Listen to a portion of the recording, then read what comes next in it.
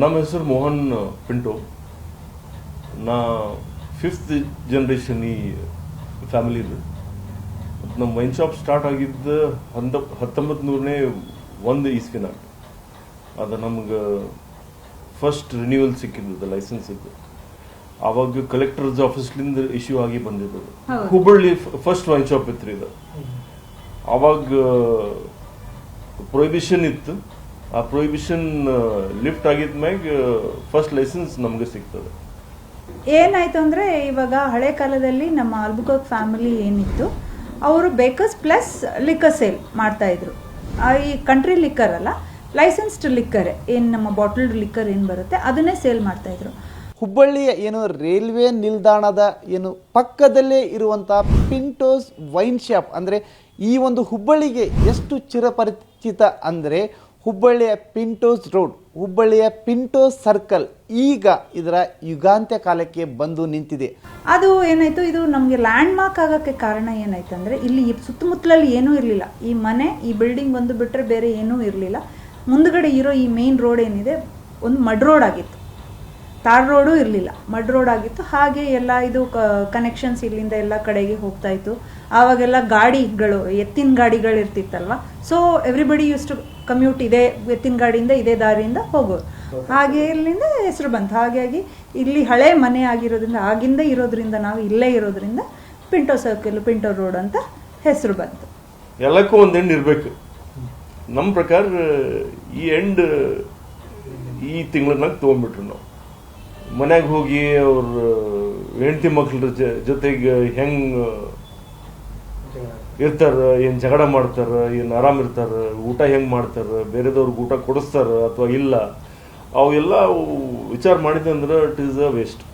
My education is I am A psychologist, counselling psychologist. ಹಾಗಾಗಿ ನಾನು ಬೆಂಗಳೂರಲ್ಲಿ ಒಂದು 15 ವರ್ಷ ಕೆಲಸ ಮಾಡಿದೆ ಹಾಸ್ಪಿಟಲ್ಸಲ್ಲೆಲ್ಲ. ಆಗಿರಬೇಕಾದ್ರೆ ನಾನು ಡಿ-ಅಡಿಕ್ಷನ್ ಸೆಂಟ್ರಲ್ಲೂ ಕೆಲಸ ಮಾಡಿದ್ದೀನಿ. ಅಭಯ ಹಾಸ್ಪಿಟಲ್ ಜೊತೆ ಇರಬೇಕಾದ್ರೆ ನಾನು ಡಿ-ಅಡಿಕ್ಷನ್ ಸೆಂಟ್ರಲ್ಲಿ ಕೆಲಸ ಮಾಡಿದ್ದೀನಿ. ಆವಾಗ ನಾನು ಟೇಬಲ್ನ ಆ ಕಡೆ ಈ ಕಡೆ ಇದ್ದೆ. ಏನು ಮಾಡ್ತಾಯಿದ್ದೆ ಅಂದರೆ ಡಿ-ಅಡಿಕ್ಷನ್ ಫ್ಯಾಮಿಲೀಸ್ ಹಾಳಾಗೋದು, ಕೌನ್ಸಿಲಿಂಗ್ ಮಾಡೋದು, ಯಾಕೆ ಕುಡಿಬಾರ್ದು, ಅದು ಇದು ಹೇಳ್ತಿದ್ದೆ. ಅದೆಲ್ಲ ನಾವು ಡಿಸ್ಕಸ್ ಮಾಡ್ತಾ ಮಾಡ್ತಾ ಮಾಡ್ತಾ ನಮಗೆ ಒಂಥರ ಮನಸ್ಸಿಗೆ ಅನಿಸ್ತು, ಇಲ್ಲ ಇದು ಸರಿ ಹೋಗ್ತಾ ಇಲ್ಲ ಯಾಕೋ. ಇತ್ತೀಚೆಗೆ ಕಾಲ ಬದಲಾಗ್ತಿದ್ದಂಗೆ ಜನ್ರೇಷನ್, ಯಂಗರ್ ಜನ್ರೇಷನ್, ಇನ್ನೂ ಚಿಕ್ಕ ವಯಸ್ಸಿನವರು ಬರೋಕ್ಕೆ ಶುರು ಮಾಡಿದ್ದಾರೆ. ನಮ್ಮ ಕೈಯಿಂದ ಇನ್ನೊಬ್ಬರು ಸಂಸಾರ ಹಾಳಾಗೋದು ಬೇಡ.